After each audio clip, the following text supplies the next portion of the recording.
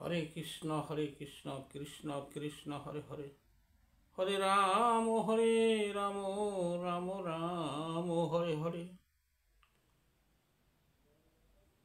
জয় গুরুদেবের জয়, জয় গুরুদেবের জয়, জয় গুরুদেবের জয়, জয় রাধা কৃষ্ণের জয়, জয় গৌর নিতাই সীতানাথের জয়, জয় সকল কৃষ্ণ ভক্তের জয়, জয় সনাতনীর জয়।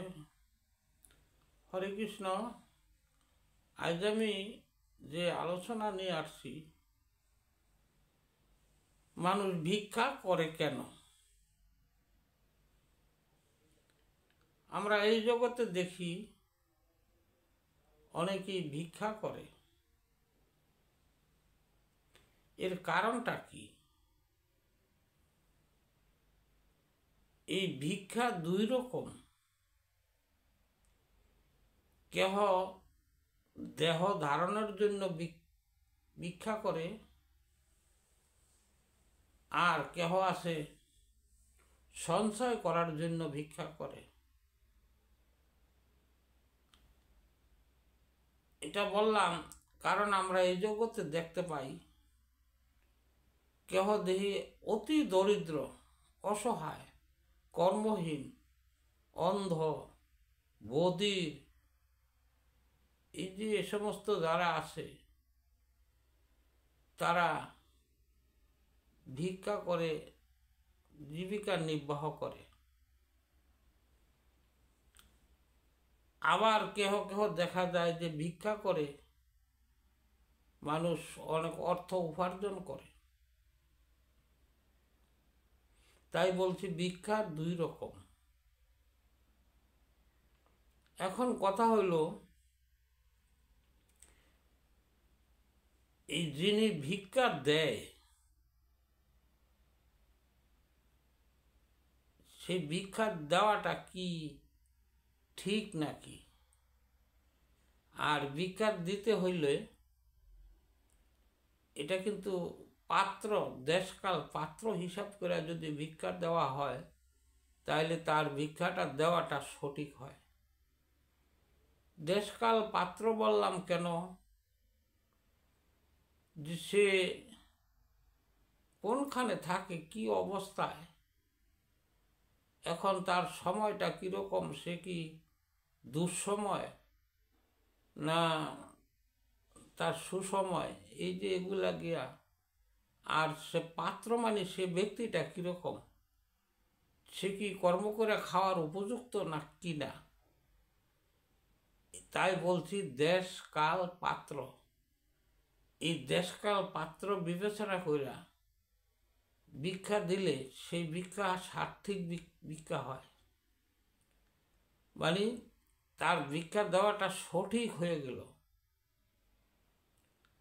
আবার কেউ কেউ দেখা যায় যে নিজের সম্মানের জন্য গৌরবের সাথে ভিক্ষা দেয়, বা কেউ কিছু আসলে তাকে দেয় যে তার যেন সম্মান বাড়ে।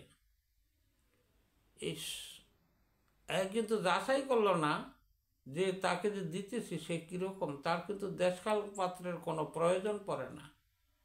সে নিজের গৌরবের জন্য সে ভিক্ষা দিলেন।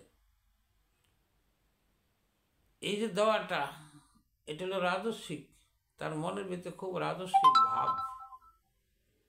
তাই এই ভিক্ষা দেওয়ার মধ্যে কিন্তু দেশকাল পাত্রের প্রয়োজন আছে। এখন বলি ভিক্ষা নেওয়া, জীবিকা নির্বাহের জন্য ভিক্ষা নেওয়া হয়, ঠিক আছে। আবার কোনো কোনো সময় দেখা যায় সাধু সন্ন্যাসীরাও ভিক্ষা করে। এই সাধু সন্ন্যাসীরা যে ভিক্ষা করে তারাও কিন্তু জীবিকা নির্বাহের জন্যই করে, কারণ তাদের যে ভিক্ষাটা এটা হলো সার্থিকভাবে সে ভিক্ষা করে।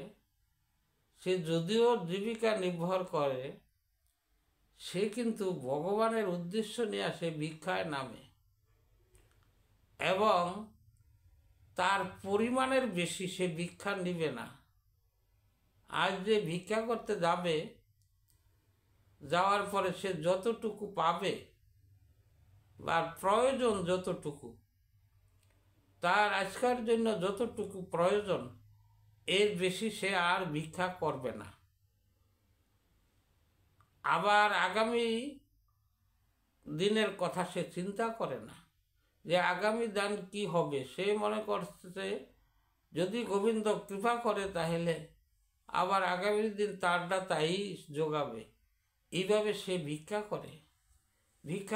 সে নিজে তো আহার করে, কিন্তু সে আগে গোবিন্দের নামে, ভগবানের নামে উৎসর্গ করে, প্রসাদ করে সে অন্ন খায়। কারণ সাধু সন্ন্যাসীর কোনো কর্ম নাই, তাদের কর্ম একমাত্র ভগবানের কর্ম। এই সাধু সন্ন্যাসীরা ভিক্ষা করে, এটি হলো সার্থিক। আর এই জগতে আমরা দেখতে পারি অনেক দরিদ্র, তারা জীবিকার জন্য তারা যাই হোক তাদের নিজের ব্যক্তিগত ব্যাপারে সে ভিক্ষা করে। এটাও কিন্তু তার ভিক্ষা করা উচিত। আর যদি অনেকে আছে যে তার সামর্থ্য আছে তবু করে, এই জন্য আমি এর পূর্বে বলছি যে দেশকাল পত্র হিসাব করে দান করতে হয়। তো দান করাটাই ঠিক উচিত, ভিক্ষা দেওয়া উচিত এবং ভিক্ষা নেওয়া উচিত। অনেকে মনে করে যে ভিক্ষা দিতেছে, ভিক্ষা দিলে মানুষ অলস। না, সবাইকে ভিক্ষা দেওয়া যাবে না, কারণ ব্যক্তি বিবেচনা করে দিতে হবে। আজ আমি এই যে ভিক্ষা সম্বন্ধে বললাম,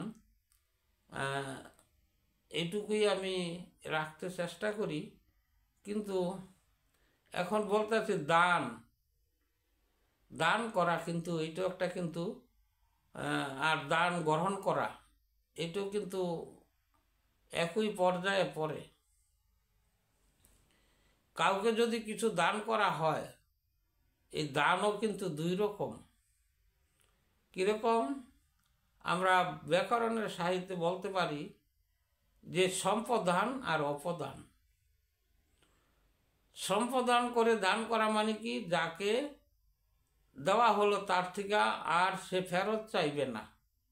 এইভাবে যে দান করে, যে দান করলে সে আর ফেরত নিতে পারে না, যে এটা আর ফেরত নিব না, এটা বলে সম্প্রদান করা। যেমন কন্যা সম্প্রদান করে, অনেকে জমি সম্প্রদান করে দেয়, টাকা পয়সাও অনেকে সম্প্রদান করে দেয়, দানে দিয়ে দেয়। এই যে দেয়, এটা আর ফেরত কিন্তু সে আনে না। আর একটা আছে অপদান। অপদান মানে কি, একজন আমার কাছে টাকা চাইলো, তার দরকার, আমি তাকে দিলাম, কিন্তু ওই টাকাটা তাকে ধার হিসাবে দিলাম, সে আমার টাকাটা ফেরত দিবে।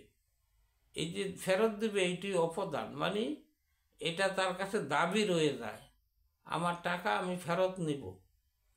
এই দানের মধ্যে কতগুলা হিসাব কিতাব আছে। এই দান অনেক অনেক ক্ষেত্রে দান করা হয়।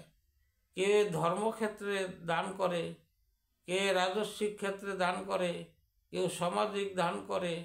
এই যে দান করা কিন্তু উত্তম কাজ, কিন্তু দান হিসাব ও দানেরও হিসাব আছে। আমরা বলি এই যে দান করা হয়, অনর্থক দান করা ঠিক না। একটা আজ সমাজের জন্য সে একটা স্কুল দিল, অথবা একটা প্রতিষ্ঠান করলো, একটা হাসপাতাল দিল, এই দান কিন্তু খুব মূল্যবান দান। এই দানে সমাজের উপকৃত হয়, তাই এই দান করা আমাদের সবারই উচিত। যাই হোক, এই সম্বন্ধে বলতে গেলে আরও অনেক কিছু বলা যায়। আমি আজ এই দানের কথাটুকু এইভাবেই বললাম, ভিক্ষার কথা যখন বলছি এই হিসাবে। আর হরে কৃষ্ণ। আর যদি আমার কোনো বলার মধ্যে যদি কোনো ভুল ত্রুটি হয়, আমাকে ক্ষমার দৃষ্টিতে আপনারা দেখবেন আর আপনারা ক্ষমা করবেন। আমি আজ আমার আলোচনা এখানেই বিশ্রাম রাখলাম। হরে কৃষ্ণ কৃষ্ণ কৃষ্ণ হরে হরে, হরে রাম রাম রাম রাম হরে হরে।